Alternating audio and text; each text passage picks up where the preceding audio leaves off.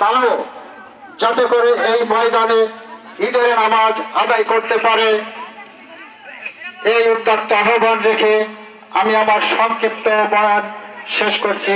আল্লাহ হাফেজ। এ পর্যায়ে আমাদের সম্মুখে আলোচনা পেশ করবেন জনাব আশরাফুজ্জামান সাহেব, সভাপতি ছোটকালিয়া পূর্বপাড়া বাইতুল্লাহ আজাদ জামে মসজিদ এবং যুগ্ম আহ্বায়ক ঐতিহ্যবাহী ছোটকালিয়া শেখ রাসেল মিনি স্টেডিয়াম মাঠ ঈদগাহ কমিটি। আসসালামু আলাইকুম। ঈদগাহ মাঠে উপস্থিত সম্মানিত ওলামা কিরাম, অত্র এলাকার সম্মানিত মুরব্বিয়ান সহ অত্র এলাকার সকল মুসল্লি ভাইদের আসসালামু আলাইকুম।